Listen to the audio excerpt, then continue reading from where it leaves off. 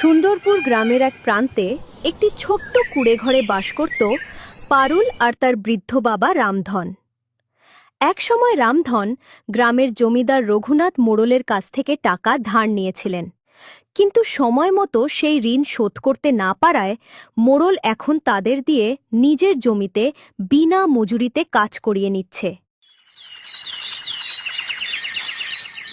বাবা, তোমার অনেক বয়স হয়েছে, এই কড়া রোদে তুমি কিভাবে কাজ করবে বলো তো? তুমি তুমি কিছুক্ষণ বিশ্রাম নাও, আমি ততক্ষণ তোমার কাজটা করে দিচ্ছি। আরে না না, তুইও তো একটা মানুষ। এই কড়া রোদে কাজ করতে তোরও কি ইচ্ছে করে রে মা? আমরা এখন কি করতে পারি বলো? সেদিন যদি মোড়লের থেকে টাকা ধার না নিতাম, তাহলে আজ আমাদের এই পরিণতি হতো না রে। সেসব নিয়ে আর চিন্তা করো না, আমাদের ভাগ্যে যা আছে তাই ঘটবে। তুমি এখন কিছুক্ষণ বিশ্রাম নাও, আমি তোমার কাজটা করে দিচ্ছি। এই কথা বলে পারুল মাটি খুঁড়তে শুরু করে। ঠিক তখনই রঘুনাথ মোড়ল সেখানে হাজির হয়। আরে আরে, তুমি কাজ না করে এভাবে বিশ্রাম নিচ্ছ কেন? হ্যাঁ, তোমাকে কি বিশ্রাম নেওয়ার জন্য কাজে রেখেছি? এখন আমি পুরোপুরি বুঝতে পারছি। তুমি প্রতিদিন কাজে আসো ঠিক, তবে এসে এইভাবেই বিশ্রাম নাও। তোমাদের ভাগ্য ভালো যে এর পরেও আমি তোমাদের কাজে রেখেছি। অন্য কোনো ব্যক্তি হলে তোমাদের ঘাড় ধাক্কা দিয়ে বের করে দিত কাজ থেকে। আপনি একদম ঠিক বলেছেন মোড়ল মশাই। এমনিতে আপনি তো আমাদের কাজের পারিশ্রমিক দেন না, তাহলে আমাদের লাভ কি আপনার কাজ করে? এর চেয়ে ভালো হতো যদি আপনি আমাদের ঘাড় ধাক্কা দিয়ে বের করে দিতেন, এটাই বোধহয় আমাদের জন্য মঙ্গল হতো। কি এত বড় সাহস আমার মুখে মুখে কথা বলা? তুমি বোধহয় ভুলে গেছো, তোমার বাবা আমার থেকে অনেক টাকা ধার নিয়েছিলেন, যেই ঋণ সে এখনো শোধ করতে পারেনি। তার বিনিময়ে আমি তোমাদের দিয়ে কাজ করিয়ে নিচ্ছি, আর তুমি বলছো আমি তোমাদের দিয়ে বিনামূল্যে কাজ করিয়ে নিচ্ছি? আরে আরে মোড়ল মশাই, দয়া করে ওর কথায় কিছু মনে করবেন না। হঠাৎ কি বলতে কি বলে ফেলেছে হয়তো। দয়া করে ওর কথায় কিছু মনে করবেন না। না না, আমি মোটেও কিছু মনে করিনি। আজ থেকে আমি তোমাদের আমার কাজ থেকে বরখাস্ত করছি। এবার দয়া করে তোমরা আমার পাওনা শোধ করে এখান থেকে ভাগো। আরে আরে মোড়ল মশাই, আপনি এটা কি বলছেন? আপনি যদি আমাদের কাজ থেকে বরখাস্ত করেন, তবে আমরা আপনার পাওনা শোধ করব কিভাবে বলুন? আপনি তো জানেন আমাদের অবস্থা। আর তাছাড়া আমরা তো অনেক দিন ধরেই আপনার জমিতে কাজ করছি, এতদিনেও কি আপনার পাওনা শোধ হয়নি? এই সামান্য কাজ করে আমার পাওনা শোধ হবে ভাবছো? তোমার তো আক্কেল জ্ঞান লোপ পেয়েছে দেখছি। হ্যাঁ, আরে পারুল, তুই এই সব কি বলছিস? এই সামান্য পরিমাণ কাজ করে এতগুলো ঋণ শোধ হয় না রে মোড়ল মশাই। আমি আমি হাত জোর করে আপনার কাছে ক্ষমা চাইছি। দয়া করে আমাদের কাজ থেকে বরখাস্ত করবেন না। আমি তো তোমাদের প্রতি দয়া করেই তোমাদের কাজে রেখেছিলাম, কিন্তু তোমরা আমাকে যা খুশি তাই বলে অপমান করছো। আমি নাকি বিনা পারিশ্রমিকে তোমাদের দিয়ে খাটাচ্ছি? মোড়ল মশাই, এরকম ভুল আর দ্বিতীয়বার হবে না। আমি আমার মেয়ের হয়ে আপনার কাছে ক্ষমা চাইছি। দয়া করে আমাদের ফিরিয়ে দেবেন না।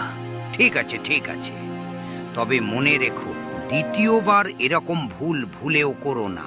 না না মোড়ল মশাই, এরকম ভুল আর কোনোদিনও হবে না। আপনি আমাদের এত বড় সুযোগ দিয়েছেন, এটাই আমাদের জন্য অনেক। বেশ তো, তবে শোনো, এই জমির পূর্ব কোণে একটা কুয়ো করতে হবে। জমিতে ফসল ভালো করা দরকার। মোড়ল মশাই, আমরা দুজন মিলে কিভাবে একটা কুয়ো করতে পারি?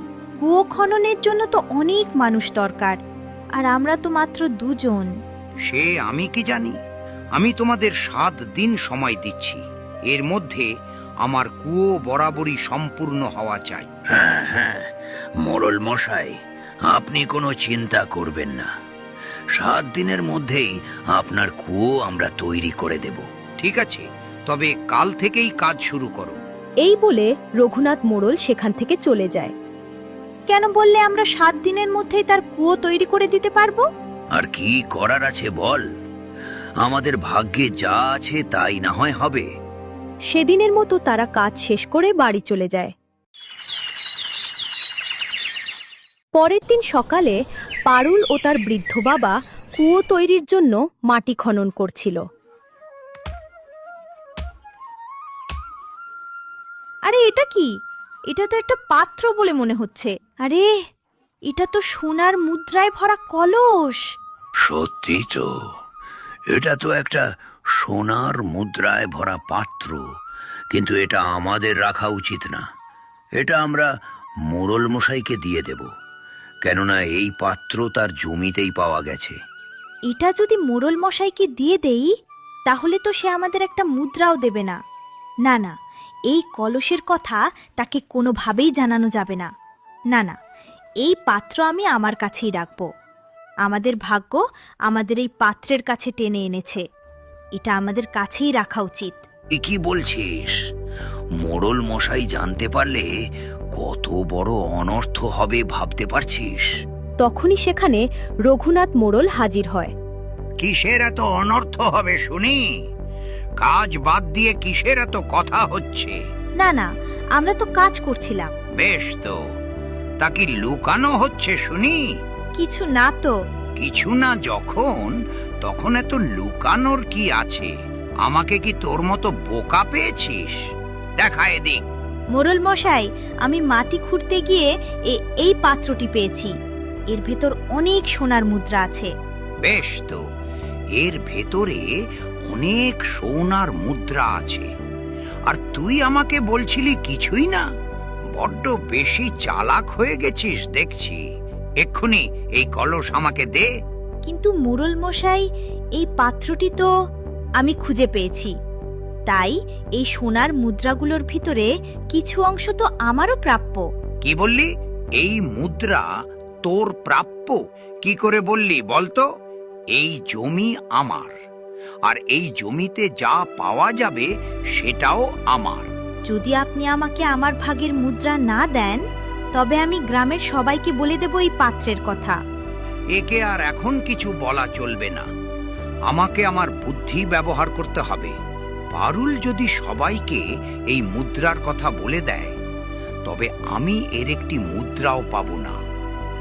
আমাকে কিছু একটা করতে হবে, পারুলের একটা ব্যবস্থা করতেই হবে। আরে আরে পারুল মা, তুই এটা কি বলছিস? এটা মোড়ল মশাইয়ের জমি, এতে যা হবে তা সম্পূর্ণই তার, এতে আমাদের কোনো ভাগ নেই।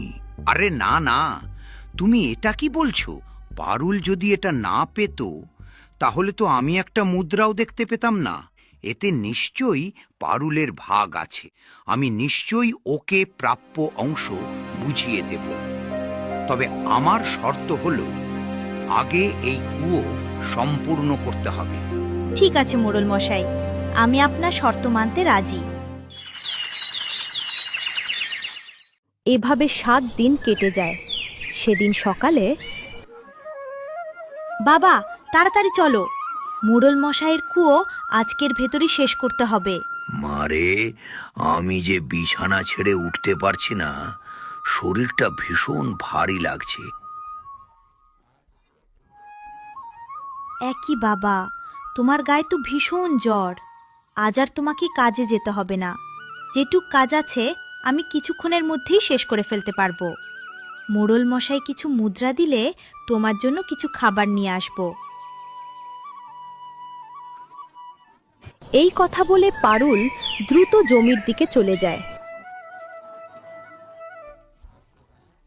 যেটুক কাজ ছিল আজকের মধ্যেই শেষ করেছি।